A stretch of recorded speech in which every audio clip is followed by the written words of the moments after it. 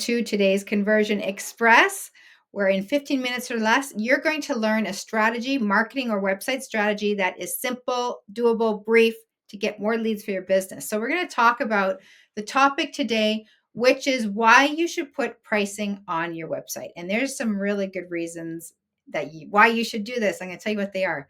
So when considering a purchase, if you just think of this question, what is usually the most pressing question that people want answered on their minds?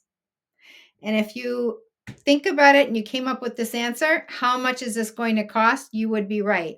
That is one of the most, and in some cases, the most pressing question people have. They're already thinking it.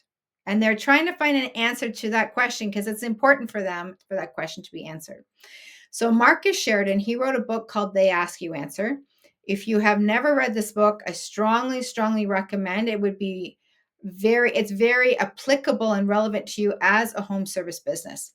And he says this in his book, whoever is willing to answer your price question first is in most cases the one who will get the first call or the first contact. So just let that sink in. That's really vital and critical information for you to be aware of, and it makes a really good argument why you should put pricing on your website. And particularly if you are in an industry or a service that you offer and you look at other people's websites and you are seeing your competitors aren't putting pricing on your website, on their websites, then you have an excellent opportunity to get more business because you will be the one who is answering that question for people. How much is this going to cost me, right? Just disclose it.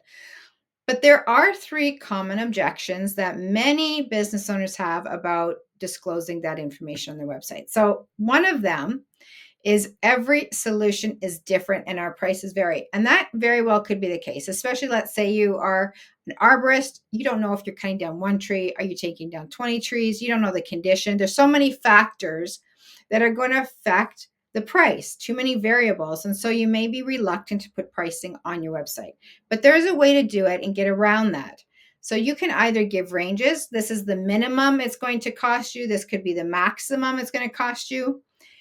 If you cannot answer a minimum or maximum, you can at least should be able to give a starting cost.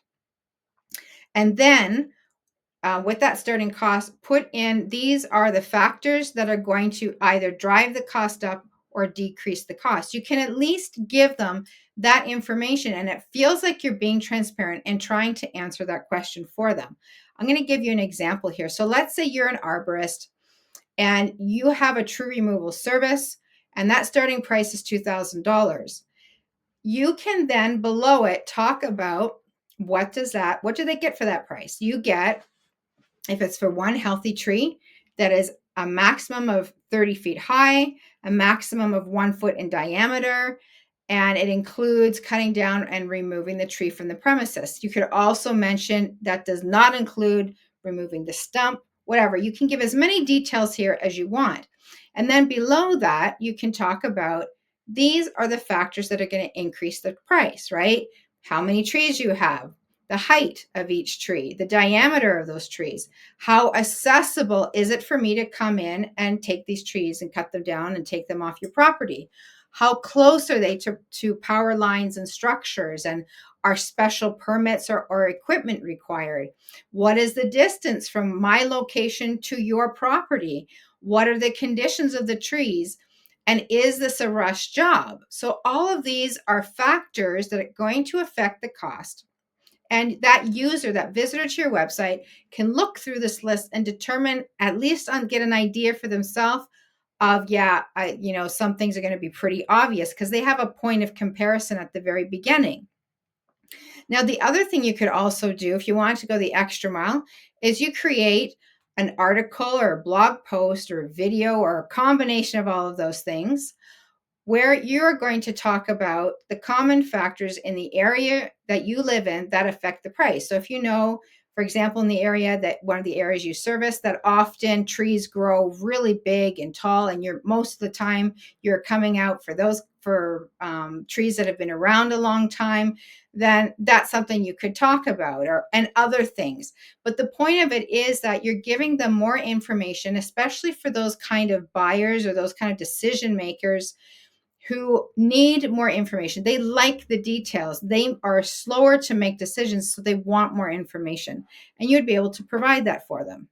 Now, the second objection, common objection, is our competitors will find out what we charge. And that's probably a moot point. And if you really think about it, you probably know it is, because when you started your business, you were already looking around to see what everybody else is charging. And I can tell you they're doing the same thing. It's not just you. They're probably doing the very same thing. And so all of you, you're a local business. So you have a pretty good idea, if not, for sure how much other people are charging, and they probably know how much you're charging. So it becomes a moot point. So it's not even anything we need to address. Just put the prices on your website. And the third objection is you're afraid you're going to scare customers away. So I want you to imagine that you are on Amazon or you're in a store, but you're somewhere and you're trying to find a lamp, and you find one you really like, but there's no price and there's nobody in the store to tell you what the price is. And so what are the chances that you are actually going to buy that lamp when you don't know how much the price is? It's probably like zero, because it's not just an affordability question you're trying to answer, where how much is this? This is going to cost me like thousands of dollars. I can't afford that, whatever. It actually also starts putting doubt in the buyer's mind, where they're thinking, are you not disclosing the price because it's too expensive? Maybe it's not great. I don't know, but it puts doubt in your mind and makes you think, yeah, I don't think I'm going to buy that lamp. Whereas if you continued searching, you went to another store, maybe you go somewhere else on Amazon, you find another lamp you really like, they tell you the price, it's pretty much a done deal, right? You just make a decision. You know that you like it. Can you afford it? They tell me the cost. Sweet, I make a decision, right? The chances increase significantly when a customer understands and knows how much something is going to cost them, or at least if they already have an idea of the price. The chances of them making a decision to purchase or invest or work with you becomes much more likely. So as I said, disclosing price isn't just about affordability. It's actually a component about human psychology, that humans need to feel that they can trust the business that they are considering to hire, which is you. So put pricing on your website. And that is the big message here. To get more customers, simply put pricing on your website.